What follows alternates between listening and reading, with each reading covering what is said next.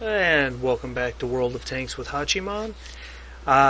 Today I'm going to review in the garage for you the American Premium Tier 5 medium tank, the Ram 2. The Ram 2, while it's in the American tree, is actually a Canadian tank. It was built off of the chassis of the M3 Lee. The British wanted a version of the tank that was a little up armored, had a fully rotatable turret, and the Canadians started working on this guy. The Ram 1 was deemed unsuccessful. It wasn't heavily armed or armored enough.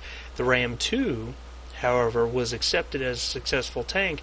The problem was, by the time they finished trials, the American M4 Sherman was already coming off of the assembly line. Now, that's the actual history of the tank itself. In World of Tanks, the Ram 2, of course, is a premium Tier 5. You can often pick this thing up on sale half off for 875 gold. It's a very cheap investment, and it will generate you some credits. It does not receive preferential premium matchmaking. It matchmakes like any other Tier 5, so you can find yourself in Tier 7 battles. Start by looking at the armor profile. Oh, and the hit points as well. It has 610 hit points. The frontal hull armor is 76 millimeters. It's also 76 on the turret. On the side, you have 76 and 63 on the hull, and 76 again on the turret. The rear is 38 on the hull, 51 on the turret. 76 millimeters of armor at Tier 5 for a medium tank is solid. Now, that being said, the side of this tank at 63 on the hull and 76 on the turret is not going to bounce a lot of shots. You can tell just by looking at this, there are a lot of flat surfaces on the side of this tank, not a whole lot of angling. The rear, of course, is very rarely going to bounce a shot unless someone shoots the rear here or here on the turret where it can kind of deflect off, but the rear of the tank itself is never going to bounce anything. The front, 76 millimeters of hull armor, and it's got a reasonable slope on it. Of course, your weak spot is where the upper hull meets the lower hull in that rounded area, which all of the American tanks have until you get up to about Tier 7. But at 76 millimeters, and just looking at the overall armor profile, this is the Tier 5 American M4 Sherman. And 76, 63, and 50, substantially more hull armor than the Sherman, and substantially more turret armor than the Sherman. So it's a more well-armored tank. And the regular Sherman is 460 hit points, pretty standard for a Tier 5 medium tank. Your Soviet T-34s are 450, stuff like that. The American Ram 2 has 610, so it can stand in a fight against other tier medium tanks much longer than they can, just for virtue of hit points. Now, this tank has 5 crew members, the normal stuff: commander, gunner, driver, radio operator, and loader. It comes standard, well, of course standard, it's a premium tank, with a Tier 9 radio, 570 meter range, which is not bad. The engine is 440 horsepower, which gives you a pretty decent specific power. Overall, about, off the top of my head, about 17 horsepower per ton. Top speed is only 38 kph, so this is where it falls down against other Tier 5 mediums. You've got more armor, but you have less speed. And in terms of traverse speed, it's got the same traverse as the M4 Sherman. So it's as agile as the other Tier 5 mediums, just not quite as fast. You're trading up armor for speed, is what you're doing. Or I should say you're trading up speed for more armor. The gun. The gun is a Tier 4, which your first reaction to this is, Tier 4 gun on a Tier 5 tank, never going to pen anything. Well, that's not true. This is a Canadian tank designed for the British, so it uses a QF 6-pounder gun, which is roughly equivalent to a lot of the American 3-inch guns, similar to what you find on the M3 Lee.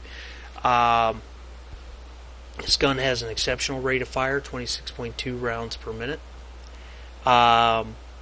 with an average penetration 105 on standard ammo, 170 on premium. Let's talk about that for a moment. The gun on this, I've got vents and a tank gun rammer, and if I put a 100% crew, I've got a 1.93 reload time. That's fast. I mean, that's simply fast.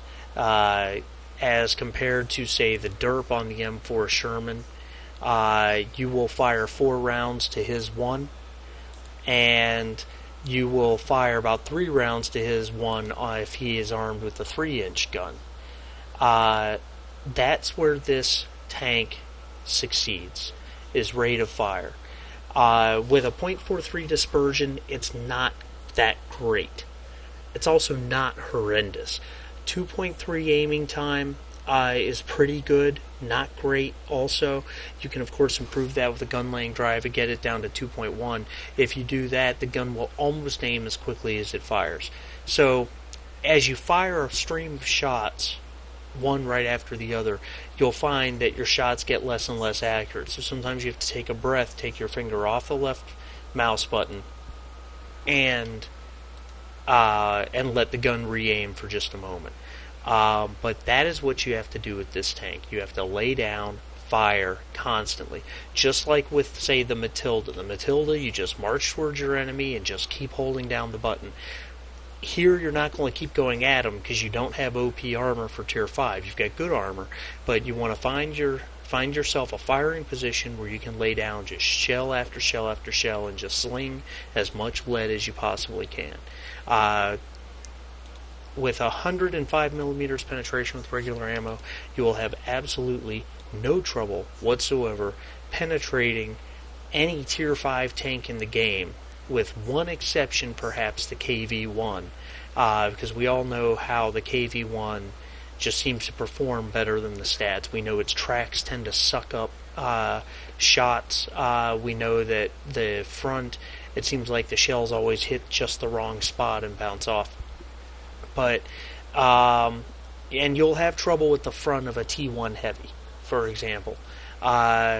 However, say a T14, Tier 5 Premium Heavy tank from the US, you'll have no trouble damaging that tank. Just shoot at the hull and keep laying down fire. When you do need to crack a tough nut, you can load APCR for 170 millimeters of penetration. No HE option on this.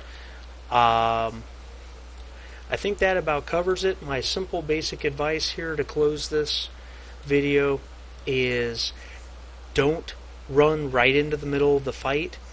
Find a firing position, looking down on the fight, and lay down as much fire as you can, and make sure you're in a position that you can back out if you ever start to take some heat.